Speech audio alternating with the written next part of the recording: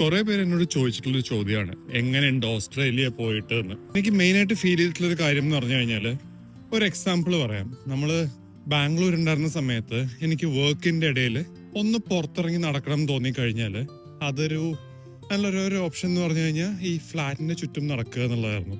പുറത്തിറങ്ങി കഴിഞ്ഞാൽ ഭയങ്കര പൊടിയും ബഹളവും തിരക്കും. അപ്പൊ നമ്മള് വർക്കിന്റെ ഇടയിൽ സ്ട്രെസ് കഴിഞ്ഞിട്ട് പുറത്തിറങ്ങുമ്പോൾ ആ സ്ട്രെസ്സും കൂടെ ക്യാരി ചെയ്തിട്ടാണ് പുറത്തേക്ക് ഇറങ്ങുന്നത്. അപ്പൊ സ്ട്രെസ് റിലീഫ് ചെയ്യാനല്ലാണ്ട് നമുക്ക് ഇങ്ങനെ ഈ പൊടിന്റെ ഇടയിൽ നടക്കാൻ പറ്റുന്നില്ലായിരുന്നു.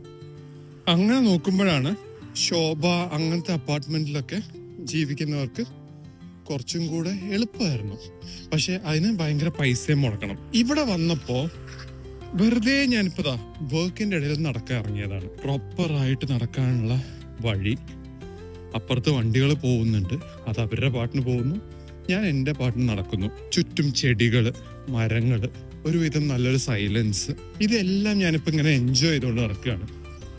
എനിക്ക് വർക്കിന്റെ ഒരു സ്ട്രെസ് ഉണ്ടെങ്കിൽ ഞാൻ ഈ നടന്ന് കുറച്ച് ദൂരം പോയി തിരിച്ച് വീട്ടിലേക്ക് എത്തുമ്പോഴത്തേക്കും ആ സ്ട്രെസ് ഞാൻ വഴിയിൽ കളഞ്ഞിട്ടാണ് തിരിച്ചെത്തുന്നത്. അല്ലെങ്കിൽ എനിക്ക് എന്തെങ്കിലും ഫോക്കസ് ചെയ്യണം എന്നുണ്ടെങ്കിൽ, എനിക്കൊരു പാട്ട് കേൾക്കണം എന്നുണ്ടെങ്കിൽ ഞാൻ ജസ്റ്റ് ഒന്ന് ഇങ്ങനെ നടന്നു കഴിഞ്ഞാൽ എനിക്ക് അതൊക്കെ സാധിക്കും. ഞാൻ അതിനൊരു വർക്ക്ഔട്ട് എന്നുള്ള രീതിയിലൊന്നും അല്ലത് കാണുന്നത്.